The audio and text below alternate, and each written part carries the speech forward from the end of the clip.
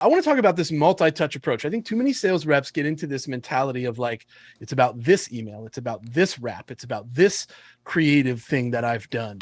But I think that we need to look at it as a contact strategy overall. And there's lots of non-traditional methods that we can incorporate into the traditional methods, the traditional cadences that we write, the traditional things that we do to prospect. So what are some non-traditional methods that you use to your advantage? Obviously, you talked a little bit about gifting, but let's talk a little bit more about this virtual asset, because that was awesome when you talked about that on the pre-call. I was like, oh, that makes a lot of sense, especially for what you do. 1,000%. So the way that this unique video asset fits into that multi-touch process is, think of your traditional direct mail send, right? Maybe you get a box of chocolates and a bottle of wine, right? And the benefit of that is it's pretty universally loved and accepted. So I think that's the power of direct mail.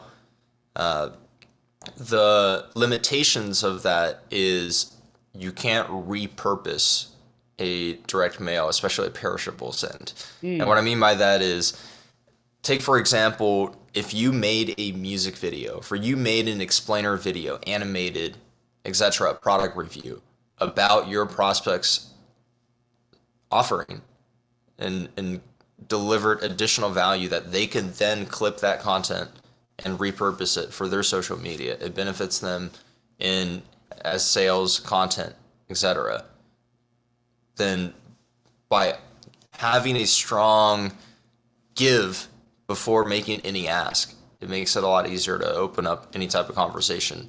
So then you can apply that principle to video outreach in an account-based motion and personalize music videos, for example, like we've done for a top target list of accounts. And in doing so, for each account, one video, it becomes this highly reshareable asset and disseminates within the prospect buyer organization.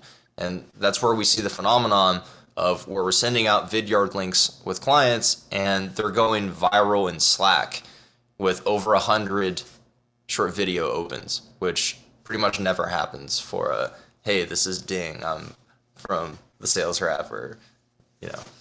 Yeah, you had talked about an ABM campaign that you did with these really interesting results and these short rap videos and how people respond to them and building this groundswell. People debate this top up, bottom up approach, top down, bottom up approach. You know, you seem to do it really well, but I think your creativity lends itself to this connection below the power line. And these people like literally become your cheerleaders. They become your fans. You know, people always talk about raving fans, right? We got a lot of raving fans. Shout out to the raving fans in the room. Let me know, how many of our webinars have you been to? If you have a general idea, throw it in the chat right now. I'm curious. You know, people, oh, tons. Nice. I love it.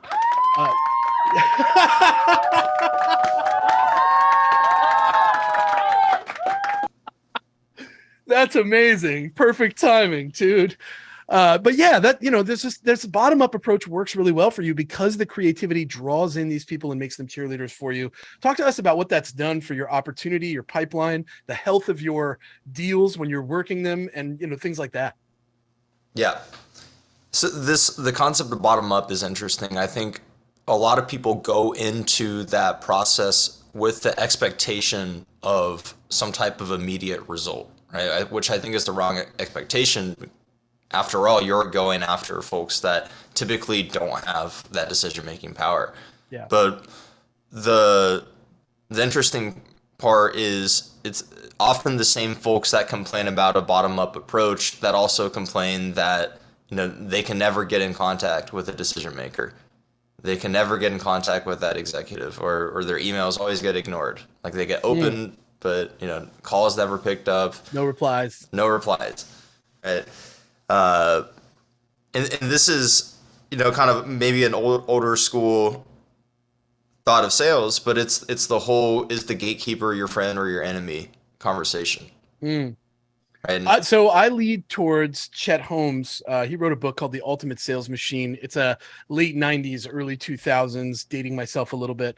But Chet Holmes always talked about making these people allies because they have the most access to the person that you want to talk to, and you need them to be on your side. So he talks about like, don't let these people put you through to some answering machine. At the time, people used answering machines. There were these little devices you had to hit play. And for those of you that don't know that, voicemail wasn't always a thing, right? But instead of them saying, I'll put you through to voicemail, you can stop these people and you can say, hey, wait, before you do that, I'd really much rather that you wrote this down. Is that okay? And then, everybody says, yeah. Oh, sure. I'll write it down. And you say, great, I'll call you tomorrow. I really appreciate your time. When you call again, you actually talk to them like a human being. Hey, is this Sam? Hey, Sam, we talked yesterday. I had you write a message down for me. Remember that? Right. And these people will tend to like put you in front of that person. I think that's what you're alluding to, is like, these people are not obstacles. My opinion, these people are not obstacles. They're human beings just like us. They like music just like me. Right. Yeah. Yeah. So, I mean, I'm sure that you lean the same way. You're a people person just like me. Yeah. If you don't lean that way, let me know. You could say like gatekeepers are a pain in my ass in the chat if you want to.